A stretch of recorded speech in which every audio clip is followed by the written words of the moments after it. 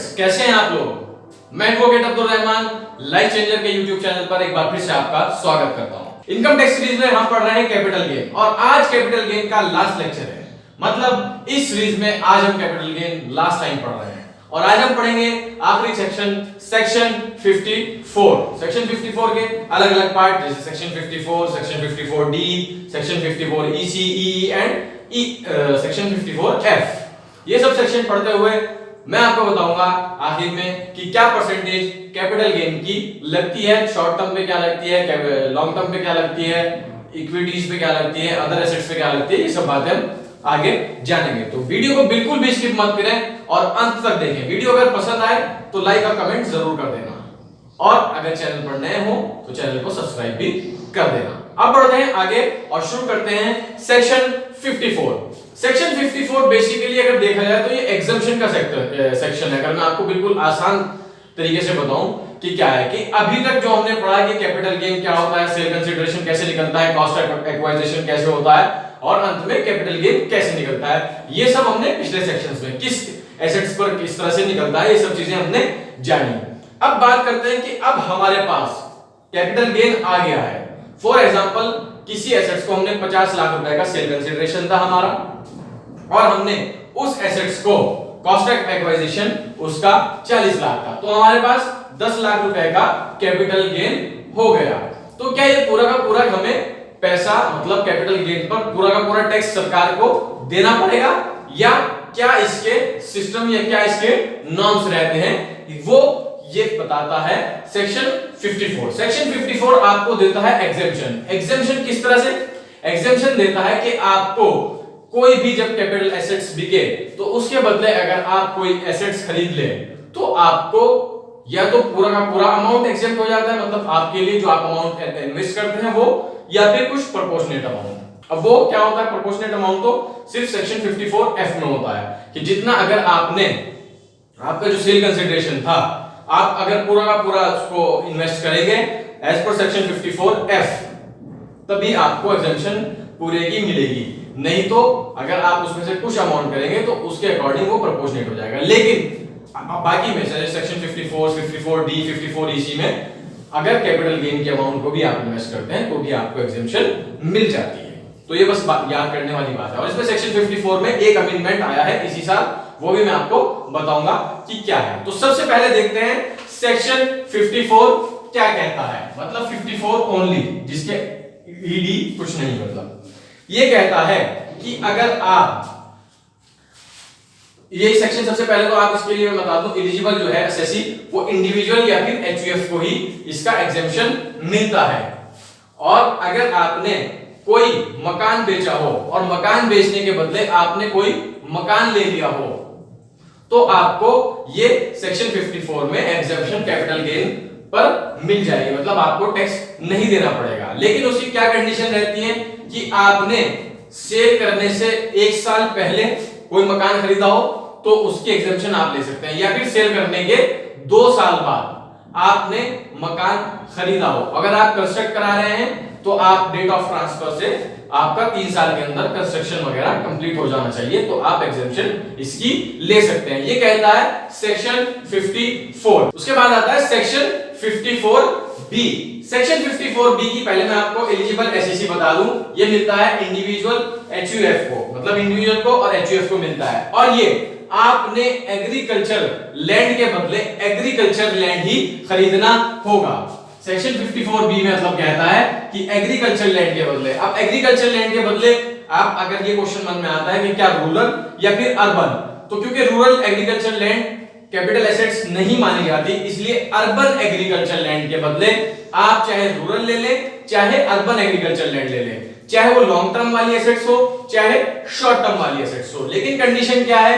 Condition section 54B में ये है कि आपको जो एग्रीकल्चर लैंड लेना है वो डेट ऑफ ट्रांसफर से विद इन आपको 2 इयर्स मतलब 2 साल के अंदर अंदर आपको ये एसेट्स परचेज करनी है। तो सेक्शन 54B के अकॉर्डिंग एग्रीकल्चर लैंड के बदले आपको एग्रीकल्चर लैंड का बेनिफिट जो है वो मिल जाएगा। उसके बाद आगे बढ़ते हैं और अगला सेक्शन जो आता है, अगला सेक्शन आता है सेक्शन 54D। सेक्शन 54D क्या कहता है? सेक्शन 54D कहता है कि अगर आपने कोई इंडस्ट्रियल लैंड या फिर इंडस्ट्रियल बिल्डिंग बेची है, उस पर जो अगर कैपिटल गेन आपको हो रहा है और आप उसके बाद फिर से इन्वेस्ट कर देते हैं दोबारा से इंडस्ट्रियल लैंड में ही या फिर इंडस्ट्रियल लैंड एंड बिल्डिंग में ही आप इन्वेस्ट कर देते हैं, तो आपको इसका एग्जेम्पशन सेक्शन 54D में मिल जाएगा। और इसके लिए कोई भी एसएससी, मतलब यहां पर इंडिविजुअल और एचयूएफ वाली कंडीशन खत्म हो जाती है, एनी एसएससी ये एग्जेम्पशन ले सकता है। और इसके लिए आपको क्या करना होगा? इसके लिए अगर करना होगा फॉर एग्जांपल, क्योंकि जैसे मैंने आपको बताया था कि इंडस्ट्रियल लैंड आपको कंपनसेशन मिलता है और ये सब चीजें हैं, तो इसमें क्या है, जैसे पिछले सेक्शन 54B में था कि डेट ऑफ ट्रांसफर से, अब इसमें क्या है कि आपको जो आपका डेट ऑफ रिसिप्ट है, कंपनसेशन का आपका रिसिप्ट है, उससे अगर आप 3 साल के अंदर अंदर दोबारा से इंडस्ट्रियल लैंड खरीद लेते हैं तो इसका बेनिफिट आपको मिलेगा। इसमें लेकिन क्या याद रखना है कि यहां पर डेट ऑफ ट्रांसफर वाली बात नहीं कह रहा है, सेक्शन 54D के लिए कह रहा है date of receipt of compensation. जिस दिन मतलब आपको कंपनसेशन मिला है उस दिन से मतलब 3 साल माने जाएंगे। तो ये है सेक्शन 54D। स्टूडेंट्स, उम्मीद कर रहा हूं कि आपको ये सब बातें समझ में आ रही हैं। फिर भी अगर कोई डाउट मन में रह रहा है तो एक बार फिर से आपसे कहना चाहूंगा, मैं हर वीडियो में रिपीट करता हूं कि आप हमें इंस्टा पर या फिर फेसबुक पर कोई भी डीएम करके किसी भी समय कोई भी क्वेश्चन पूछ सकते हैं। आगे बढ़ते हैं और सेक्शन 54EC। सेक्शन 54EC कहता है कि अगर आप कोई लैंड है या फिर कोई बिल्डिंग है, अगर आपने, लेकिन वो लॉन्ग टर्म में होना चाहिए और उसके लिए कोई भी एसएससी हो, मतलब इंडिविजुअल एचयूएफ वाली कंडीशन यहां भी नहीं लगती, उसके बदले अगर आप स्पेसिफाइड बॉन्ड खरीद लेते हैं जो गवर्नमेंट ने बताए हुए हैं, वो बॉन्ड अगर आप खरीद लेते हैं तो आपको सेक्शन 54EC के अकॉर्डिंग आपको मिलता है एग्जेम्पशन। लेकिन डेट ऑफ ट्रांसफर से 6 महीने के अंदर अंदर आपको ये करना होगा, मतलब 6 महीने के अंदर अंदर ये कार्य आपको डेट ऑफ ट्रांसफर से करना रहेगा। तो ये सेक्शन 54EC। उसके बाद आगे बढ़ते हैं और बात करते हैं अगले सेक्शन की, सेक्शन 54EE। सेक्शन 54EE क्या कहता है? सेक्शन 54EE भी सेम इसी तरह से है, लेकिन सेक्शन 54EE ये कहता है कि अगर आप कोई भी एसएससी हैं, यहां भी कंडीशन एनी एसएससी माना जाएगा और आपकी जो कैपिटल एसेट्स होनी चाहिए उस पर जो कैपिटल गेन का जो कॉन्सेप्ट है वो लॉन्ग टर्म ही होना चाहिए, मतलब यहां शॉर्ट टर्म वाला रूल नहीं लगता। इसके बदले आपको इन्वेस्ट करना पड़ेगा स्पेसिफाइड स्टार्टअप में। मतलब आपने कोई भी लैंड एंड बिल्डिंग सेल किया, उसके बाद आपको 6 महीने के अंदर अंदर विद इन 6 मंथ आपको इन्वेस्ट करना पड़ेगा कुछ स्पेसिफाइड स्टार्टअप में, तो आपको ये एग्जेम्पशन, इसका बेनिफिट मिलेगा। अगला और इंपॉर्टेंट सेक्शन है सेक्शन 54F। सेक्शन 54F फिर से अगर बात करें, अगर इसमें एलिजिबल एसएससी की हम बात करें तो इसमें भी सिर्फ ये बेनिफिट मिलता है इंडिविजुअल और एचयूएफ को ही। इंडिविजुअल और एचयूएफ को इसका बेनिफिट मिलता है, और कोई भी आपने long term capital assets except house, अगर आपने घर को छोड़ करके कोई भी एसेट, चाहे वो एग्रीकल्चर लैंड हो या आपकी इंडस्ट्रियल लैंड हो या किसी भी तरह की कोई भी लैंड बिल्डिंग हो, वो सेल की हो और उसके बदले आपने हाउस खरीदा हो, तो सेक्शन 54F के अकॉर्डिंग आपको मिलता है। लेकिन याद रखना कि इसमें आपको पूरा 100% सेल कंसिडरेशन इन्वेस्ट करना पड़ता है, ये मैंने आपको स्टार्टिंग में ही बताया था। और इसका जो है वो बिल्कुल सेक्शन 54 की तरह से ही कि अगर आपने 1 साल पहले घर खरीद लिया है या 2 साल बाद भी खरीदा है या फिर कंस्ट्रक्शन अगर करा रहे हैं तो 3 साल के अंदर अंदर कंस्ट्रक्शन होना चाहिए। अब आप बात करेंगे ये हाउस के बदले, मतलब इसमें से आपने एक्सेप्ट हाउस क्यों कहा सेक्शन 54F में? इसलिए कहा कि अगर हाउस के बदले हाउस खरीदेंगे तो सीधा सीधा फिर 54F नहीं सेक्शन 54 ही अप्लाई हो जाएगा, मतलब वहां पर सेक्शन 54F नहीं रहेगा, फिर वो 54 ही हो जाएगा। इसलिए वहां पर एक्सेप्ट हाउस की बात की गई है। हाउस को छोड़ करके कोई भी लॉन्ग टर्म कैपिटल एसेट्स अगर आप बेचते हैं और कोई हाउस खरीद लेते हैं तो आपको सेक्शन 54F के अकॉर्डिंग उसका एग्जेम्पशन, उसका बेनिफिट आपको मिल जाएगा। तो स्टूडेंट्स, ये था हमारा कैपिटल गेन का कंप्लीट चैप्टर, जिसमें सेक्शन 54 हो। इसमें आप एक चीज और रह जाती है, जो एग्जेम्पशन इसमें जो अमेंडमेंट इसमें आया है वो क्या आया है। मैंने आपको बताया था कि सेक्शन 54 में एक अमेंडमेंट आया है। सेक्शन 54 में अमेंडमेंट क्या आया है?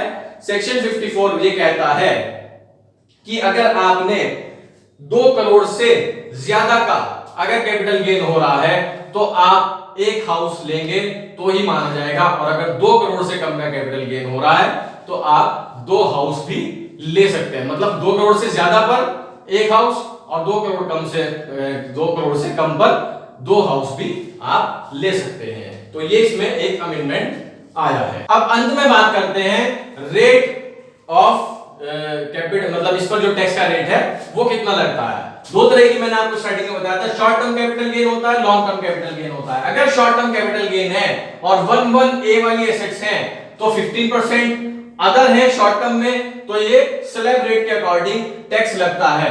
उसके अलावा LTCG मतलब लॉन्ग टर्म कैपिटल गेन में 112A वाली है तो 10% और अदर्स हैं तो सब पर 20% लगता है। अब ये 11A और 112A वाली क्या है ये मैं आपको बता देता हूं एक बार। एक लाइन का ये सिर्फ आंसर है इसका।